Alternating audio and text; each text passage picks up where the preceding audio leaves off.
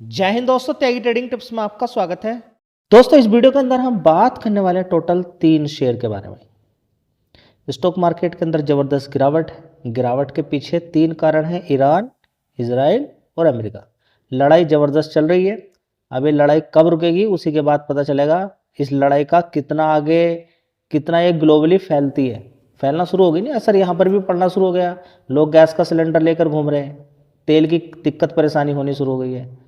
और बात करें यहाँ से अरब कंट्रीज़ के अंदर कैसे सामान जाएगा खाने पीने का, तो ग्लोबली चेन डिस्टर्ब होने से बड़ी दिक्कत परेशानी होती है।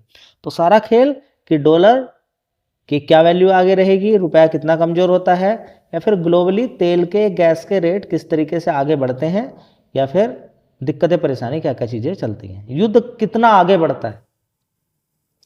सारा खेल है युद्ध कितना आगे बढ़ता है। देखिए, किसी भी कंट्री के ऊपर दिक्कत परेशानी अगर होती है तो हमारा ज़्यादातर कंट्री से बिजनेस चल रहा है। अमेरिका के अंदर भी अगर खलबली मचती है तो हमारा अमेरिका के साथ भी बिजनेस है। इजराइल के अंदर दिक्कत परेशानी होती है, हमारा इजराइल के साथ भी बिजनेस चलता है। ईरान के साथ भी चलता है, अरब कंट्रीज़ के साथ भी चलता है, और रसिया के साथ भी चलता है। तो सबसे बड़ी दिक्कत यह है कि दुनिया के अंदर अगर दिक्कत होती है तो हम पर उसका असर पड़ेगा ही पड़ेगा, क्योंकि दुनिया के साथ हमारा बिजनेस है। अब इसी कंपनी को आप देख लीजिए, दुनिया के साथ कनेक्शन है इसका, ठीक है। उसके बारे में यहाँ पर चर्चा करेंगे। तो सबसे पहले हम यहाँ पे देखेंगे 52 वीक हाई कितना था, 59 रुपीज़ का। कितना मारा है लो, 18 रुपये।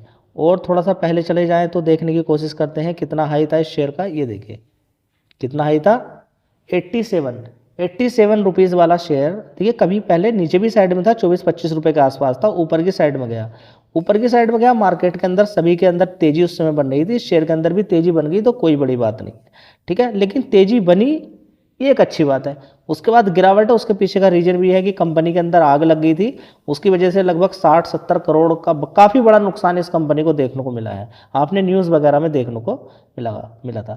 तो कंपनी ने टोटल 100 करोड़ से भी ज़्यादा का नुकसान दिखाया भी है, जो कि नेट प्रॉफिट के अंदर कंपनी ऑलरेडी दिखा चुकी है।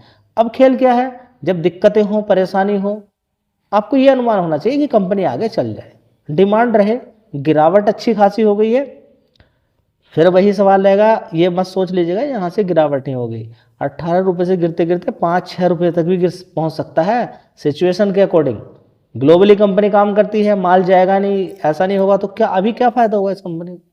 सारी चीज़ें समझनी है स्टॉक मार्केट के अंदर क्या क्या होता है। यहाँ पर शेयर खरीदने के पर्पज़ से नहीं आना है, सीखने के पर्पज़ से आना है। सीख जाओगे तो फिर अपना आप दिमाग लगा सकते हो।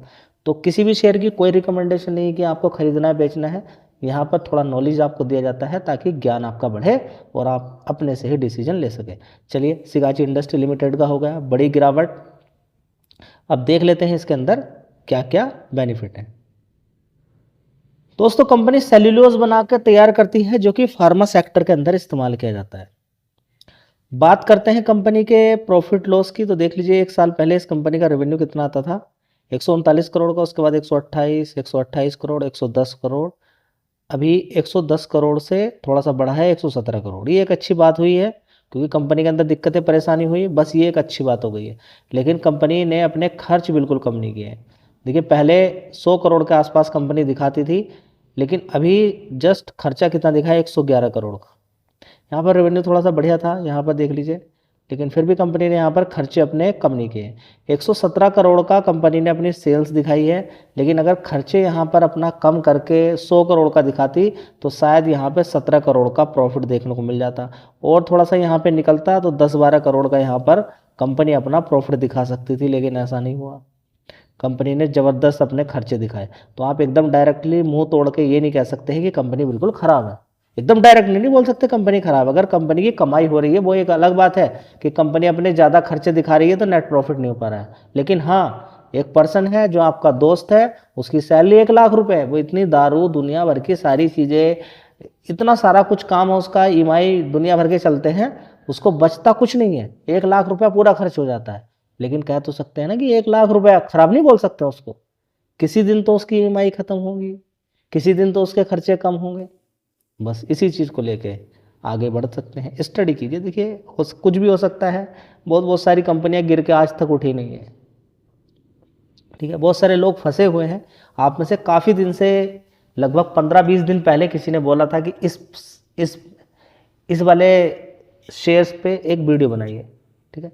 तो उसी को बीच बीच में मैं सेलेक्ट करता रहता हूँ। आप जो बोलते हैं शेयर्स देते हैं तो लिख कर नोट करता रहता हूँ। जैसे ही मुझे मिलता है कि हाँ ये सही समय है, तब मैं वीडियो बना देता हूँ, ठीक है। तो सारी चीज़ें देखी यहाँ पर आपने, क्योंकि कंपनी के यहाँ पर ऑपरेटिंग प्रॉफिट ही 5 करोड़ का है।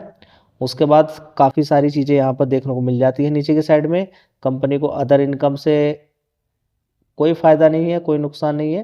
तो यहाँ पर आप देख सकते हैं ब्याज 3 करोड़ का है, डिप्रिसिएशन भी 4 करोड़ का दिखा दिया है, 5 करोड़ का प्रॉफिट है। तो ओवरऑल मिला के कंपनी ने यहाँ पे देखेंगे तो 1 लाख का यहाँ पर कंपनी ने नुकसान दिखा दिया। पहले 10 करोड़ का प्रॉफिट था, उससे पहले 100 करोड़ का नुकसान जो कंपनी ने टोटल मिला के, जो कंपनी के अंदर दिक्कत परेशानी हुई, आग जो लगी थी, उससे पहले देखिए कंपनी 2-2 डिजिट में 16-15 2 डिजिट में भी 20-21 करोड़ के आसपास कंपनी अपना प्रॉफिट दिखा रही थी। लेकिन जब 20-21 करोड़ प्रॉफिट दिखा रही थी ना, उस समय आप देखेंगे कंपनी का रेवेन्यू देखिए 100 करोड़ भी नहीं आता था। 84 करोड़ में कंपनी अपने खर्चे कम दिखा के सारा काम यहाँ पर दिखा रही थी। लेकिन अब कंपनी तैयार नहीं है, कंपनी ने ज़बरदस्त अपने खर्चे दिखा दिए हैं, कमाई हुई है। लेकिन सीए की चतुराई है कि किस तरह के रिजल्ट्स दिखाने हैं। चलिए आगे अगर हम देखते हैं तो कंपनी पे देखिए कर्ज भी है और बढ़ा भी है। 145 करोड़ का कर्ज है, लेकिन 470 करोड़ का यहाँ पर कंपनी में रिजर्व्स रखा हुआ है। टोटल एसेट्स कंपनी के यहाँ पर बढ़ रहे हैं धीरे धीरे। यहाँ पे 694 करोड़ थे, थोड़ी सी यहाँ पे दिक्कत है, बढ़ा 846 करोड़, अभी 851 करोड़ है। यानी कि धीरे धीरे टोटल एसेट्स में आग लगी, दिक्कत हुई, लेकिन एसेट्स यहाँ पर बढ़ रहे हैं। बहुत अच्छी बात यहाँ पर देखने को मिल रही है। चलिए एक पॉइंट मैं आपको और दिखा देता हूँ इस कंपनी के अंदर कि प्रमोटर की होल्डिंग इस कंपनी के अंदर 44% की थी, तो 44 से हुई 40, ये भी एक नेगेटिव चीज़ है। उसके बाद अब हो गई 39%, ठीक है। तो 44 थी तो एफ कितने थे, 2%। आज की डेट में कितने हैं, 3.3%। इसी तरीके से अगर हम यहाँ पे देखते हैं तो पब्लिक देखिए कितनी ज़बरदस्त है, 52% से 56%। एक रिस्क ये भी रहता है कि जिस शेयर के अंदर पब्लिक बहुत ज़्यादा होती है उसके अंदर तेज़ी नहीं बन पाती है। एक हिंट है आपके लिए, उसके अंदर उतनी तेज़ी नहीं बन पाती है। ये भी एक हिंट समझने वाली है, इसको ध्यान दें। लेकिन ऐसा नहीं कि वो भागेगा नहीं आने वाले टाइम में, लेकिन ये एक हिंट होती है, थोड़ा सा इस पर भी ध्यान रखें। अब जिनके पास था उनको एक थोड़ी सा आइडिया यहाँ पर मिल गया होगा। दोस्तों अगला शेयर है एवेन्यू एआई लिमिटेड। देखिए दुबई से बहुत अच्छा काम इस कंपनी को मिलता है, बहुत शानदार काम मिलता है दुबई से भी, लेकिन इंडिया से ज़्यादा इस कंपनी का काम होता है। आजकल ऑनलाइन ट्रांजैक्शन काफ़ी ज़्यादा हो गए हैं, तो कंपनी का वही काम है कि आप कहीं पर क्यूआर कोड से करते हैं तो आपसे पैसा काट के जिसके पास पैसा गया है सेफली पहुंचा देना, वो इस कंपनी का काम है। और स्टडी कीजिए डिटेल, मैंने इसको बता के आपको काफ़ी बार रखी है इस कंपनी के बारे में। अभी 20 रुपये के आसपास था, 20 रुपये से गिरते गिरते कहाँ पर आ चुका है, 14 रुपये 18 पैसे तक आ चुका है, ठीक है। तो बड़ी गिरावट है, पूरे मार्केट के अंदर गिरावट है, तो ये कैसे बच सकता है, बचने का तो कोई मतलब नहीं है। रिजल्ट्स काफ़ी अच्छे हैं, मजबूत कंपनी है। अब आगे देखते हैं मजबूती के बाद आगे कुछ कर पाती है क्या, नहीं कर पाती है। दोस्तों अगली कंपनी होगी पराग मिल्क फूड लिमिटेड। हमेशा कभी युद्ध चले कुछ भी चले, इन कंपनियों का व्यापार तो चलता ही रहता है। पनीर का काम है, घी का काम है, दूध बेचने का काम है, ये सारा काम कंपनियों का चलता रहता है। सरकार की एक खबर देखने को मिल रही है कि जो भी मिलावटी काम करने वाले हैं, जैसे कि मिल्कमैन होते हैं ना, दूधिया, गांव के अंदर आते हैं, दूध लेते हैं और फिर उनके पास ही वो सारा दूध रहता है, उसके अंदर मिलावट की और बेचना शुरू कर दिया, तो काफ़ी जगह लोग बीमार पड़े हैं। उस खबर के बाद सरकार ने एक नियम लिया है कि जो भी दूधिया दूध लेने के लिए आएगा उस पर रजिस्ट्रेशन होना चाहिए उसका, ठीक। तो इससे क्या रहेगा कि दूध के अंदर मिलावटें कम होगी। जो ब्रांड कंपनियां हैं, जो काम चल रहा है जिन कंपनियों का, उनके लिए एक अच्छी खबर है।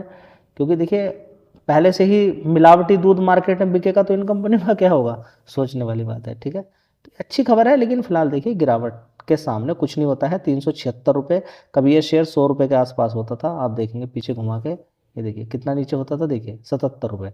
77 रुपये से भागते भागते कितना ऊपर मारा है, 353 रुपये, बन गया पैसा। उसके बाद बड़ी गिरावट है, तेजी जब भी बनती है उसके बाद बड़ी गिरावट है। अब गिरावट के पीछे का कारण यही है कि सारा चीज़ तो डिस्टर्ब होता हुआ नजर आ रहा है। अभी हाल फिलहाल में तो देखिए कब तक डिस्टर्ब रहता है, गैस और तेल नहीं आता है तो बड़ी एक समस्या आगे आने वाले टाइम में हो सकती है। गिरने होने के बाद हो सकता है 100 रुपये पहुंच जाए, 100 के बाद 50 रुपये भी पहुंच जाए, अगर दिक्कतें, लड़ाई झगड़े और ज़्यादा बढ़ेंगे तो। कोरोना वाली स्थिति बन जाती है। कोरोना वायरस में कम से कम ये तो नहीं था कि दिक्कतें परेशानी तो नहीं चल रही थी, तेल अगर कहीं से आ रहा था तो आ रहा था, ठीक है। इस तरह की सिचुएशन तो नहीं बनी थी जिस तरीके की अब बनी हुई है। पता ही नहीं है कि किसी को कि गैस तेल मिलेगा सही से, नहीं मिलेगा, क्या होगा क्या नहीं होगा, ठीक है। लेकिन फिलहाल देखिए रसिया से हम तेल ले सकते हैं। गैस की बात है। अब गैस को देखते हैं कि किस तरह से अभी हाल फिलहाल में देखिए सारा खेल युद्ध का है। अमेरिका ईरान के पास कितने हथियार हैं और ईरान किस तरीके से मुकाबला करता है अमेरिका और इजराइल का, सारा खेल इस चीज़ का है। ये युद्ध जितनी जल्दी समाप्त हो जाएगा उतनी बड़ी बात है, लेकिन ईरान हार मानने के लिए तैयार नहीं है।